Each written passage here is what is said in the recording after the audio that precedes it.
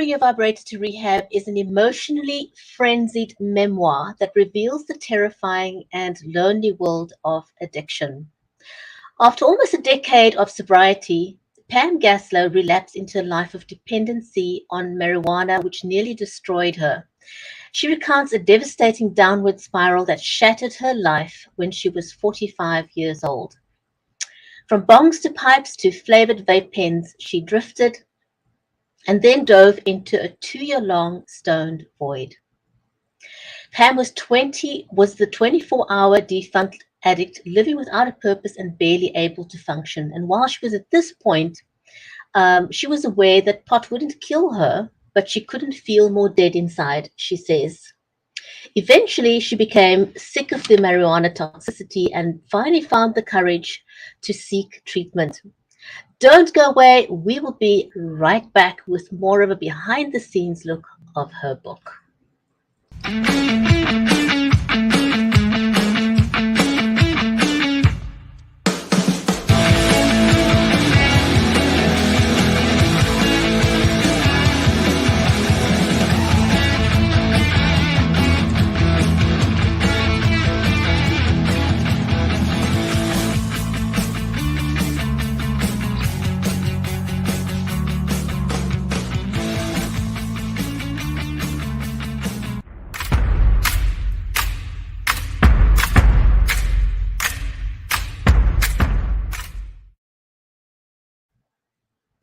Welcome. If you're just joining us, this is, or you are watching the Writers' Corner live show.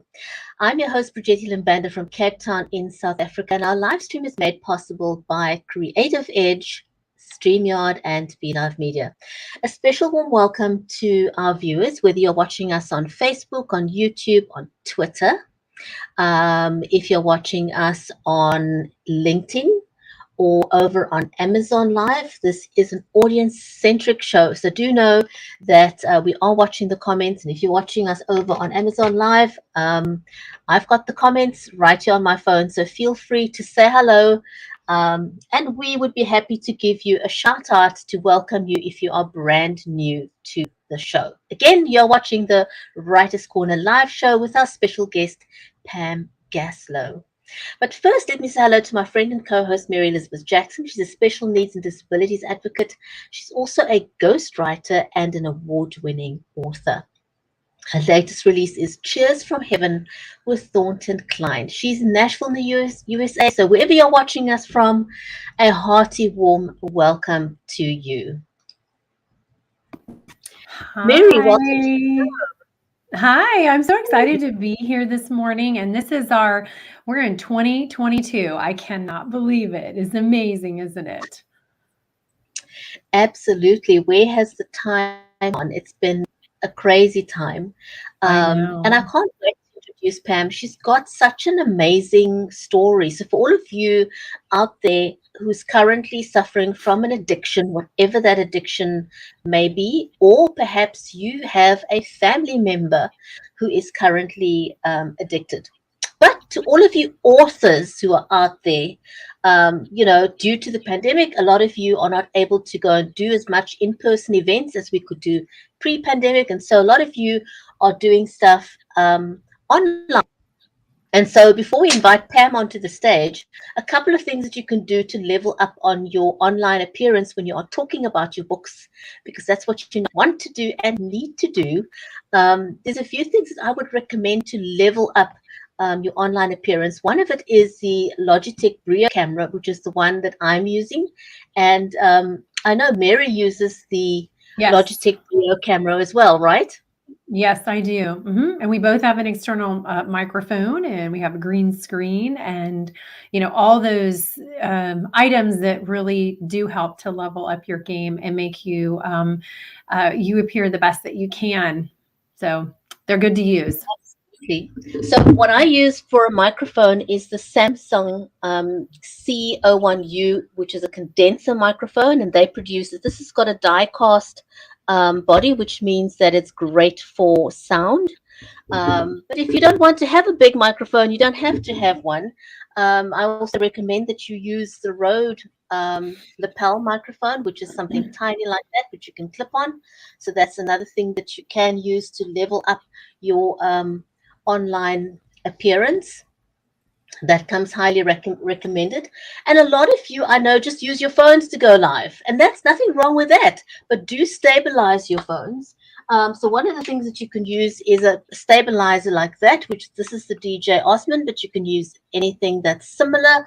Or you can also use one of these, which will help you to stabilize your phone so that you don't give your audience either a headache or make them feel seasick, which is what happens when you hold your phone in your hand. Yeah. Um, Important. It's very important for interviews, isn't it? And yeah, and we're really excited. You know, Pam really brings to light. I'm glad she wrote this book because you know, this is a real issue we have globally, not just here in the United States, and it does affect a lot of families and can just tear people apart and totally destroy their lives. So we're really grateful for her to be willing to tell her story and put it in a book in a way that is easy to read and you know, just kind of get what she went through across to people who are reading the book so that they can have maybe some more sympathy and compassion for someone going through something like this, which is very important. Absolutely. So for those of you who have never met Pam Gaslow, she is a New York-born, Miami-based writer, comedian, and artist. She's also a contributor to the Huffington Post, the Good Men Project, the Times of Israel, and Newsbreak.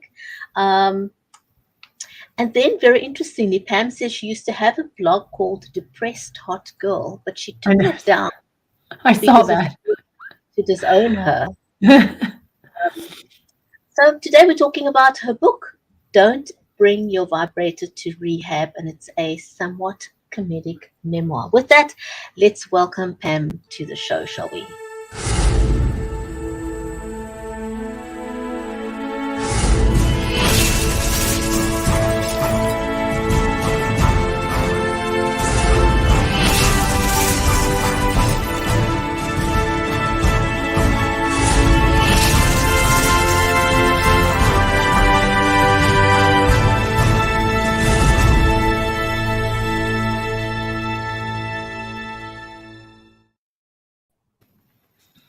Hi, Pam. And welcome to the show. Glad to have you here. Thank you for joining us today.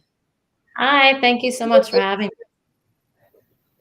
me. Pam, I'm going to jump right off and ask you, how did you come up with I was intrigued by the title of your book.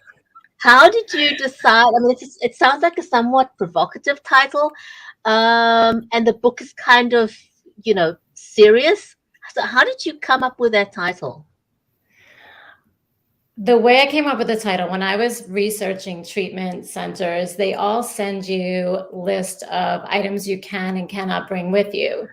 And some of them were really funny. And one of them actually said that you cannot bring teddy bears, which I thought was interesting. But then I thought, well, maybe it's because people hide drugs in them. I also don't know what adult would actually bring a teddy bear to rehab. So first I was going to call it Don't Bring Your Teddy Bear to Rehab. And then when I continued my search, another facility under their list of items not to bring, it said sexual objects. And I thought, okay, I'm going to go with vibrator because that's way more funny than teddy bear. So that's how I came up with the title. Well, it's definitely, it catches people, but you know what, that's what you got to do as an author though. With the cover, with the title, you want something that's going to grab people and go, oh, I got to look at this book, or, oh my, or whatever their reaction is, right? Because you at least want a reaction to what you've done, your work. So what can people, you know, what is this story about, or what is your book about? And then what can people expect to find in your book that you've written? The book is about my relapse on marijuana. So I'm going to give you a little bit of a backstory here. I got sober for the first time in 1996, and I've had 2 real relapses. So both times I was sober for 8 years. So the second relapse, this book is about the second relapse, and you know, I still haven't drank. So I haven't had a drink in almost 26 years, but the marijuana was always just like more of a trigger for me. So I had 8 years sober, and then I relapsed, and what ensued from there with the knowledge and, with the knowledge in my head, like of having been sober most of my adult life, and what I went through psychologically and physically. So knowing in the back of my mind that while I'm smoking pot every day, that I know this is bad for me. I'm so unhappy. And I know that I really need to be a sober person. So what I went through, I was getting high for 2 years around the clock. And I became, there's a lot of silly things that happen, and there's the funny side, but then eventually things just became very sad. I was very depressed. I was hopeless. And sort of the story of like how I went psychologically from getting high every day to knowing that I need treatment. And there's some fun and humor in it about ways to avoid, going to rehab, even though you need it, kind of thing. And eventually what happened after those 2 years was I started getting physically sick, and I started vomiting from marijuana toxicity. And it was at that point that I became very, very alarmed. And it was at that point that I knew that that was it. And I had to get treatment. And then you follow me through treatment, and, what goes on actually in a treatment center. And, and that's pretty much the story. Well, we appreciate you. I do personally. I know Brigetti does too, for being willing to tell your story. And but it's good that you did it in a comedic way, which is your nature, I know. But it kind of takes a little bit of the edge off of it, doesn't it? Oh, completely. And that's also why the title is kind of edgy and kind of funny, and also it's provocative. And I think that addiction is a really heavy, often mostly sad topic. And I just wanted to show the humorous side, because like, if you can't laugh, you're going to cry. And I just like to kind of, make it a little lighter. And, some of it is funny, not all of it, but some of it is. And, why not laugh as much as you can yourself or whatever. Yeah, for sure. I always think when you, as an author, when you write, you're putting your heart and soul out there to the world in general. But when you're writing about something so deeply personal, I imagine that was a little bit harder to do. So how did you get yourself to put yourself out there in such a deeply personal manner? And how long did it take for you to decide to do this? And then how long did it take for you to actually write your story? Okay, it's hard for me to say exactly how long it took, because I'm a procrastinator and I would start it and stop it. But I would say probably it took me like maybe 6 months on and off. And for me, I went to treatment knowing that I wanted to write about it. So I went with a notebook and I took copious notes pretty much every single day of what was going on and what people were saying, because that's just so real to me and I didn't want to forget it. So I went in there knowing I was going to write about it, and I wanted to write about it. And for me, I like to be honest, and I'm just a very like open, honest person. And I think that people appreciate and respect that. And I think especially with the topic of addiction, there's really no other way to be, because people want to know they're not alone. They want to connect. They want to break the isolation. And, I've been in recovery for so many years, and I've learned from going to AA meetings that you just tell your story and you share your experience, strength, and hope. And that's what helps other people. So I'm not afraid to say how I feel, to say what I went through, because so many other people have gone through the same thing and worse. And this is how we help each other recover, by just sharing our experience and having other people identify. And so for me, it's personally not difficult. I just prefer to be honest, open, and hopefully a little bit funny about it. Can you read a section out of your book for us, just to give people an idea of the book, just, Sure, yes. So the section I picked is at the end. It's actually basically at the very end. And when I was in treatment, my therapist asked me to write a letter to pot. So I'm going to read that letter, and then I'm going to read a little bit more. So this was my letter to Pot. Dear Pot, the more time we have away from each other, the more clarity I get. This was the longest, most pernicious relationship I've ever had, and you were never going to be the one to end it. You were going to take me further down the abyss of hopelessness and despair, putting a permanent pause button on my life. Seeing what I looked like under your spell is tragic and terrifying, and also the best reminder of all the harm you caused, of everything you took away from me. You brought out the worst in me, and thank God I had the strength and courage to end that before it was too late. You have nothing I want. I want to be present. I want to feel. I want to be free. I want self-respect. I want to face my fears one day at a time, because no matter how scary they are, you're way scarier.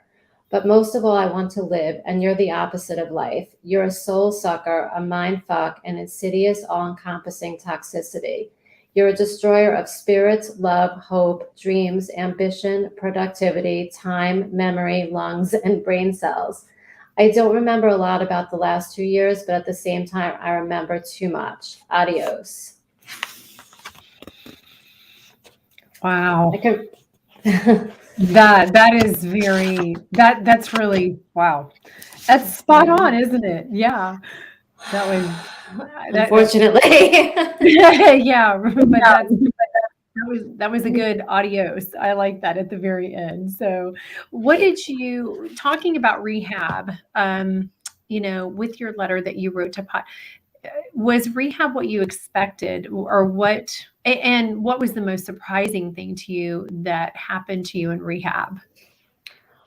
That was my second time in rehab. So I was kind of prepared and aware of what it would be like, but it was definitely more interesting than my first time. And I think what surprised me the most was to find out that I was not as bad as I thought I was. And that's sort of in comparing myself to other people. But so, rehab is a very interesting place, and you're very raw and you're very open and you're very honest, like I just spoke about before, and there are no fronts. So you get to know these people in a week more than you know your friends for 10 years.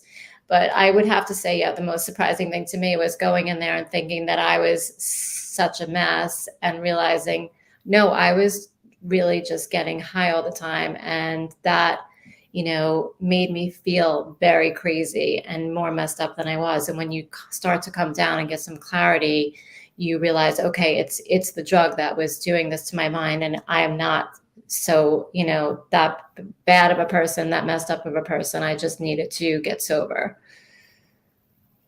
Wow.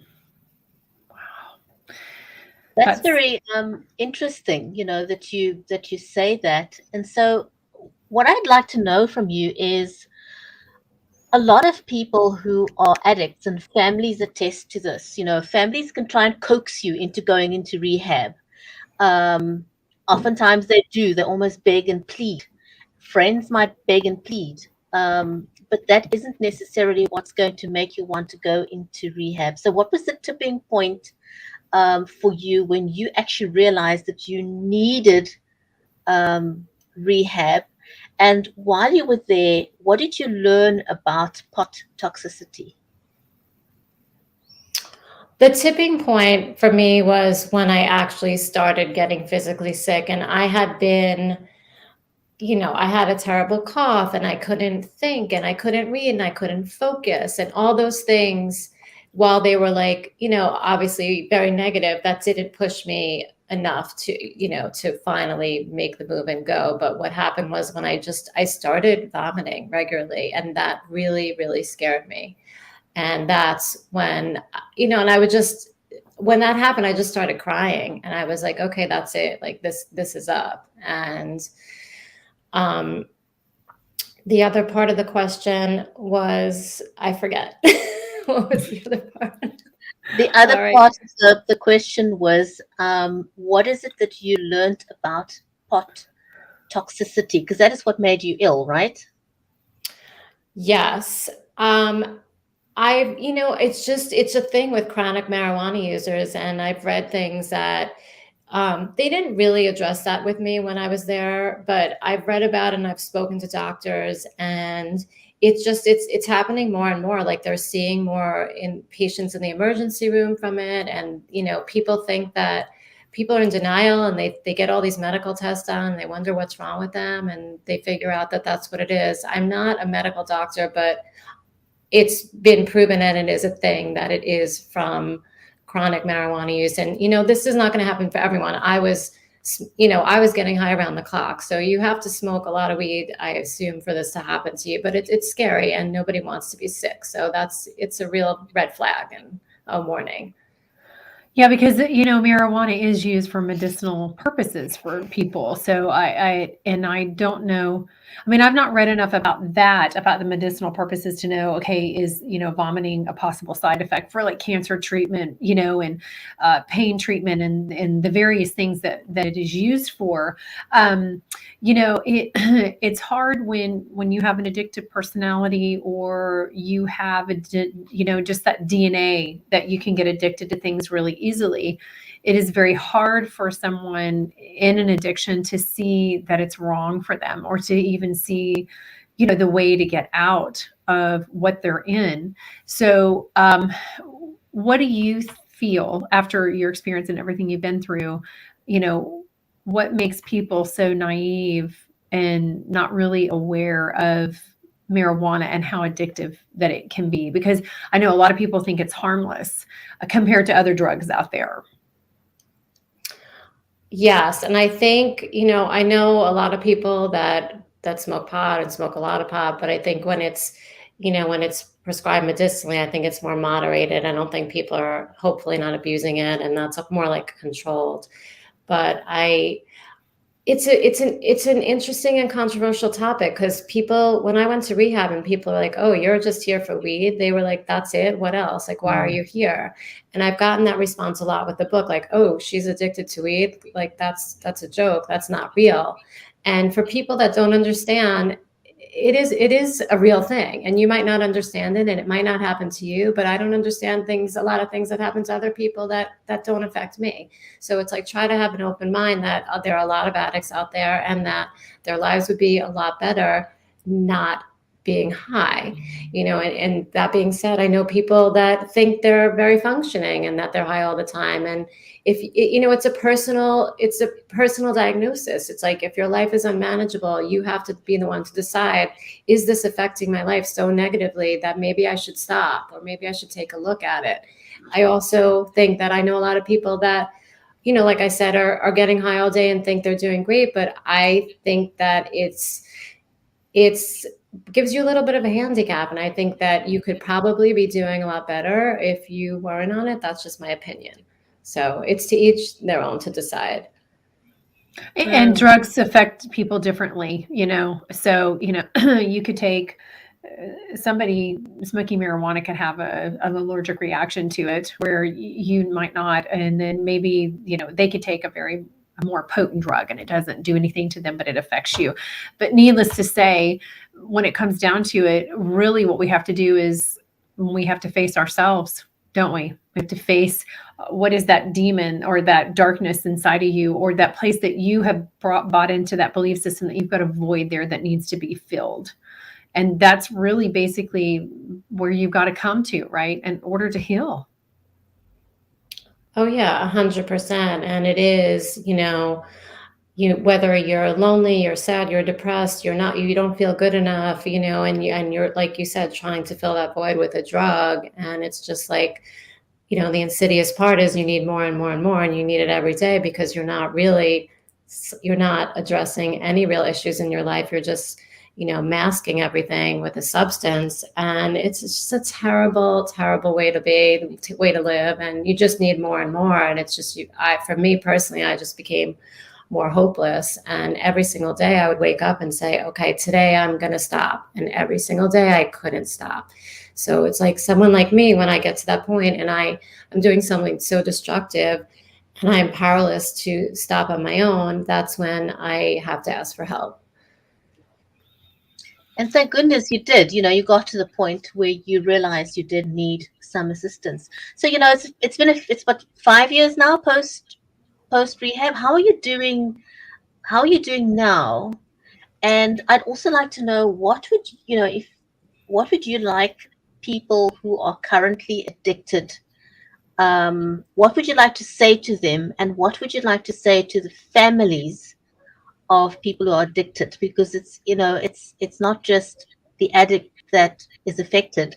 Your family is affected by your addiction. Yeah, of course. They say it's a family disease. I'm doing great. I mean, I'm up here. I'm early. It's early. Well, it's early here-ish. And no, in all seriousness, I am doing really well. And I am so happy every day that I wake up and I'm clear and I don't have this like monkey on my back that's controlling my life. Um, it's just like I feel alive, and I felt like I wrote in the book, I felt dead before. And I even remember my picture, and I call it my rehab mugshot, when I checked into rehab, and when I saw it when I checked out, and it was just like so sad to me. And I was like, who is that lost person? As far as what I would say to addicts, there is help, there is hope. You're not alone. Ask for help, call like your local, call AA, all the numbers are online, go to an AA meeting or reach out to someone, as low and as you think, as low as you are, and as you lonely and you think you're alone and you think you're the only person, you're not. There's millions of people who have been there, done that, and millions of people in recovery that changed their lives. And for families, I think that I can't imagine, it's so hard because you can't make anybody do anything that they don't want to do. I mean, you can tell them you're there for them and you can go to Al-Anon or, but eventually it's like every person has to make their own decision of what they want to do. And it's very difficult. And, just say that you're there for them. And if you have to get to a point where you say, we won't be there for you unless you get help, then that's what you need to do. Every situation is different. Pam, did that happen for you? Did your family threaten to cut you off? Do you have family members that you're still trying to heal relationships with? My family, I kept it a secret. And since pot is like kind of like something you could do like behind closed doors, nobody really knew what was going on with me. Like nobody, not even my friends. So for me, it was different. I think when you're drinking and everybody sees more of what you're acting like and how you're behaving, pot is more like of a quiet, subtle, but insidious drug. Most people can't see the effects except, when you're walking around looking like a zombie. So yeah, for me, no, my family did not know. Okay. Because that's really hard for a lot of people's families. I mean, I know we've had our own personal experience, so it's quite difficult, and it's really hard to see somebody suffering that there are answers and solutions, but they either don't feel like they can get there, or they don't believe it'll work, so they just kind of stay in the addiction, and that, like you said, it just kind of sucks you back in, doesn't it? And it seems easier to do that than it does to climb the mountain that it might take you to get to the other side, which would be really healthier for you in the long run, obviously. Oh, 100%. I mean, this is why most people don't get sober. And I mean, I even had all that history behind me of being sober and knowing what it's like and knowing, what I need to do. And it's still really hard. So it's like, don't relapse, because it's just harder and harder to come back. And yeah, it's easier to stay in your little comfort zone of getting high all the time, but it's never going to work. It just gets worse. Mm. So if anyone is out there watching this and, you are needing help, do ask, get the help that you need. There are many, many organizations all around the world that want to help you. And if you're feeling like people don't care, actually people do. Families do care. It's really, really hard to reach out to somebody who can't see that they need help or appreciate that they need the assistance. So do ask for that help. Pam, thank you so, so much. It was really great having you on the show today. Thank you for your time. Thank you for sharing your story. Thank you for having me. Thank you. Thank you so much. Thank you for being vulnerable and willing to share. So yes, thank you guys. Absolutely. Thanks for joining us, everyone, whether you're watching the show live or you're catching it later on replay. You were watching the Writers' Corner live show, and our amazing guest today was Pam Gaslow with her book, Don't Bring Your Vibrator to Rehab. It's her personal account of addiction and how she recovered. Thank you for joining us today. We'll see you back next week on the Writers' Corner live show.